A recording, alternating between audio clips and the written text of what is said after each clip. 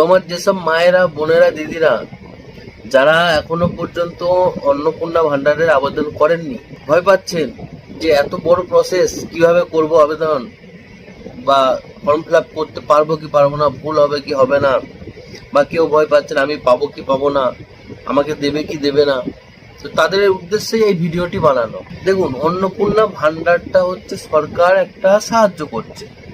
আজকাল জিনিসের দাম বেড়েছে দেশে, বুঝতেই পারছেন। মানে তেল কিনতে গেলে চাল আসছে না, চাল কিনতে গেলে তেল আসছে না।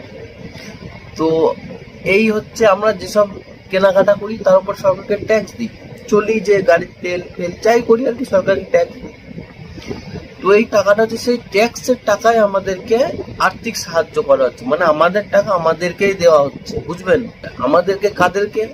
যারা আর্থিকভাবে দুর্বল, মানে যাদের প্রয়োজন, তাদেরকে আর্থিক সাহায্য সরকার দিচ্ছে। তো এই টাকাটা আমরা সবাই নেব, সবাই আমরা আবেদন করব, ভয়ের কিছু নেই। কে কি বললো না বললো, মানে কথায় অত গুজবে কান দেবেন না, ভয়ের কিচ্ছু নেই। আর্থিক সাহায্য দিচ্ছে সরকার, সেটা আমরা নেব। অনেকে আবার ভাবছেন যে আমি ডকুমেন্টস দেবো, আমার ডকুমেন্টসটা নিয়ে কিছু করে নেবে কি নেবে না, বা কি করবে কি করবে না, এত আমি জানকারি দেবো নিজের ব্যাপারে। তো দেখুন, আমি একটা কথা বলি, এই সরকার যে আর্থিক সাহায্যটা দিচ্ছে এটা সবার জন্য নয়।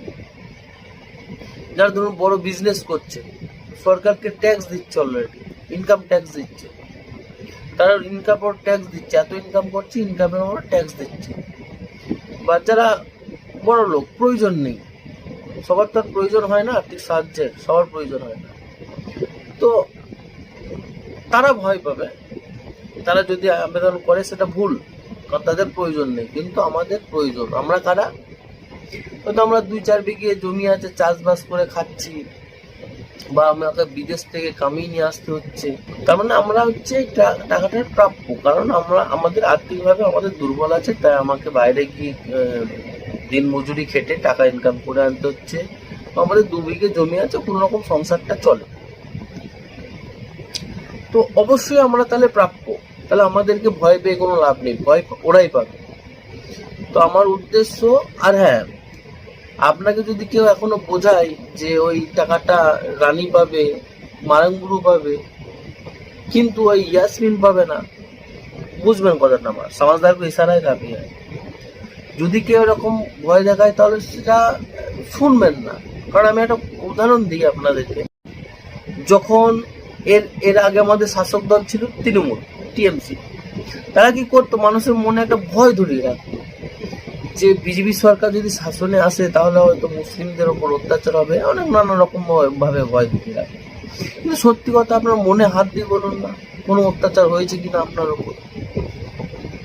আইন তো সবার জন্য সমান, যেটা আমাদের জন্য করেছে সেটা ওদের জন্য কিন্তু প্রযোজ্য করেছে। তো কারো কথা শুনবেন না, গুজবে কান দেবেন না। এই টাকাটা প্রাপ্য সবাই, ইয়াসমিন, রানী, মারাঙ্গুর সবাই প্রাপ্য। সবাই আমরা আবেদন করবো, কোনো ভয় পাওয়ার কোনো কারণ নেই, কারণ দেশ আমাদের সংবিধানে চলে, কারোর কথাই চলে না। তো এই আবেদনটা অবশ্যই করে দিন, ভয় পাবেন না। টাকা নিশ্চয়ই আপনার অ্যাকাউন্টে, আপনি যদি প্রাপ্য হন আর্থিকভাবে সাহায্য পাওয়ার, তাহলে অবশ্যই আপনার অ্যাকাউন্টে টাকা ঢুকবে, এটা গ্যারান্টি আমার, এটা আমি গ্যারান্টি। আমার উদ্দেশ্য এটাই আপনাদেরকে বোঝানোর ছিল।